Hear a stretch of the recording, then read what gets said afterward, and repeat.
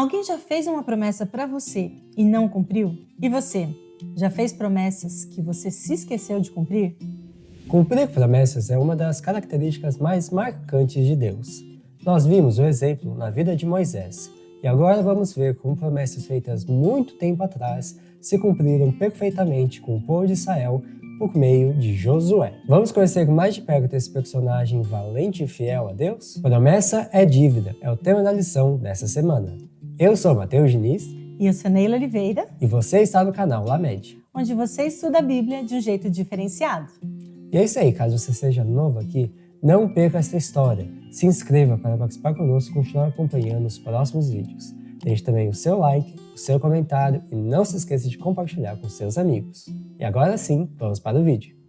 Moisés havia morrido e os israelitas, cumprindo o protocolo, ficaram de luto por 30 dias. Mas agora era hora de seguir em frente. Josué tinha sido apresentado oficialmente como novo líder e o povo deveria confiar nele, assim como eles haviam confiado em Moisés. Os israelitas não tinham sido deixados sozinhos. Eles ainda conseguiam ver de forma visível a presença do Senhor por meio da coluna de nuvem, da coluna de fogo acima do tabernáculo. Josué era confiável e lhes transmitia muita segurança. Veja como ele é descrito aqui: corajoso, persistente, destituído de interesses egoístas e, acima de tudo, inspirado por uma fé viva em Deus. Esse era o caráter do homem divinamente escolhido para liderar os exércitos de Israel. Ele tinha ocupado o posto de primeiro-ministro de Moisés, e por sua fidelidade sincera e despretensiosa, firmeza quando os outros vacilaram e determinação para manter a verdade em meio ao perigo, deu prova de sua capacidade para ser o sucessor de Moisés. Só no primeiro capítulo do livro de Josué, Deus ordenou 3 vezes que ele fosse forte e corajoso. E aqui no Making Off, a gente tem a razão para Deus ter repetido essa ordem e por que ele garantiu a vitória a Josué. Josué havia demonstrado coragem no passado, mas Deus repetiu isso vez após vez. Josué era humilde aos próprios olhos, não duvidava do poder nem das promessas de Deus, mas desconfiava de si mesmo, de sua sabedoria, força e suficiência para realizar a missão à sua frente. Talvez esse sentimento se devesse em parte a seu relacionamento com um homem tão grande como Moisés. Deus tem em autoestima o espírito humilde, porque ele pode trabalhar por tal pessoa e com ela. Foi justamente a humildade de Josué que deu testemunho eloquente de sua capacitação para desempenhar a missão a ele confiada. Mas Josué não era apenas humilde, ele também era uma pessoa de ação. Lembra quando 38 anos atrás, ele e Caleb tentaram convencer o povo a avançarem e confiar em Deus, pois ele lhes daria a vitória? Onde a maioria via obstáculos, Josué via uma forma de Deus demonstrar o seu poder. A primeira ordem de Deus a Josué era que ele se preparasse e preparasse o povo para que eles atravessassem o Rio Jordão. Josué tinha vivido experiências mais do que suficientes para crer no poder de Deus. Ele também tinha um relacionamento pessoal com o Senhor. Sabia que não importava que Deus ordenasse, ele providenciaria os meios para seu povo cumprir. Josué tinha sido o comandante dos exércitos de Israel. Ele também era um estrategista. Por isso, ele enviou 2 espiões até a cidade de Jericó, que seria a porta de entrada para a terra prometida de Canaã.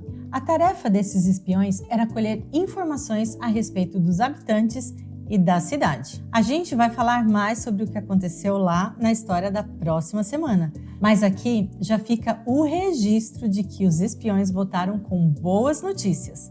A fama do Deus de Israel já havia chegado em Jericó e o povo de lá já estava com muito medo. Bem, aquela geração que talvez apenas tinha ouvido falar dos milagres que aconteceram no início da jornada do povo de Israel, estava agora disposta a obedecer a Josué.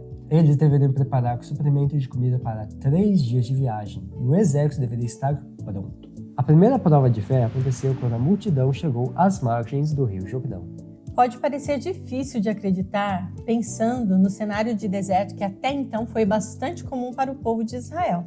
Mas o que aconteceu é que naquela época do ano, a neve do topo das montanhas havia derretido e corrido para o rio, e isso tornou o volume do Rio Jordão muito maior.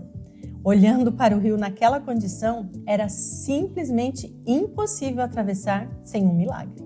Josué não tinha dúvidas de que Deus realizaria um milagre, mas mesmo assim ele fez a sua parte como líder e ordenou que o povo se preparasse.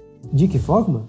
Se purificando, não só de forma externa, mas também buscando a pureza interior, confessando seus pecados e pedindo perdão. Eles deveriam estar limpos diante de Deus e preparados para o que eles experimentariam no dia seguinte.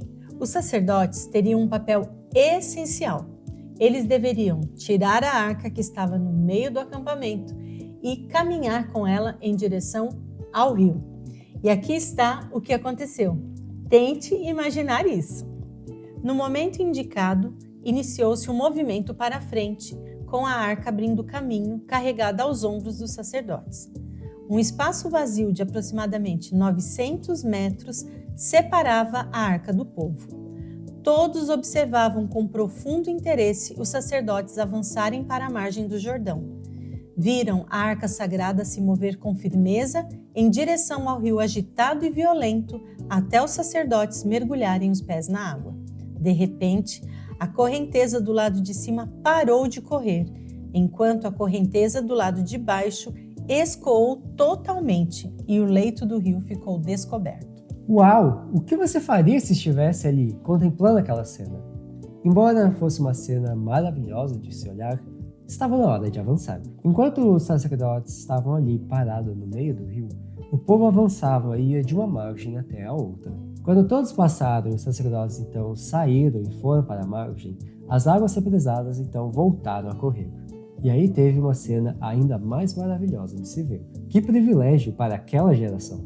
Para marcar aquele lugar e aquele momento, 12 homens, um de cada tribo, cada um deles pegou uma pedra do meio do rio onde os sacerdotes tinham ficado parados e colocaram do outro lado do rio, formando ali um monumento. Aquele deveria ser um lembrete de que Deus havia realizado aquele milagre e a ele pertencia toda a honra e toda a glória. O Senhor que não estava apenas cumprindo a promessa de levá-los para a terra prometida, como também estava colocando medo no coração dos inimigos que estavam diante deles. Se o Deus de Israel era capaz até de parar com o rio, o que mais será que ele seria capaz de fazer? E isso é o que nós vamos ver nas próximas semanas. A primeira lição está no texto-chave e são as palavras de Deus para Josué. Seja somente forte e muito corajoso. Tenha o cuidado de cumprir toda a lei que meu servo Moisés lhe ordenou. Não se desvie dela, nem para um lado, nem para o outro. Assim você será bem-sucedido em tudo que fizer. Essa promessa é para nós também hoje. Nunca devemos ter medo de fazer o que Deus pedir. E não se esqueça, a obediência é um ponto fortíssimo e que Deus leva em consideração quando Ele faz uma promessa para a gente. A outra lição está na humildade que precisamos ter para sermos usados por Deus. Somente quando os seres humanos sentem de verdade a própria incapacidade é que Deus os considera qualificados para assumir grandes responsabilidades. E por vezes até mesmo aquelas aparentemente impossíveis. Antes de atravessar o Jordão, o Senhor declarou que exaltaria Josué para que todos soubessem que Deus estava com ele.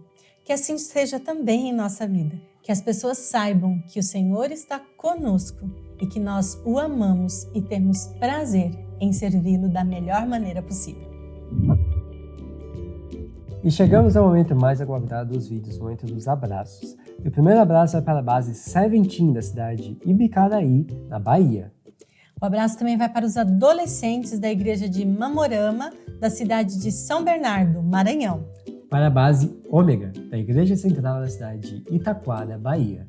Base Tim Angelus, da igreja de Novo Israel 3, da cidade de Manaus, Amazonas. Para os adolescentes da igreja central da cidade de Lins, em São Paulo. Para a base Escudo do Advento, da igreja da Vila dos Nobres, da cidade de São Luís, Maranhão. E não se esqueça, se você ainda não é inscrito, se inscreva agora mesmo. Participe com a gente desse ministério. Deixe o seu comentário, o seu like e compartilhe com seus amigos. E a gente se vê no próximo vídeo. Tchau, tchau!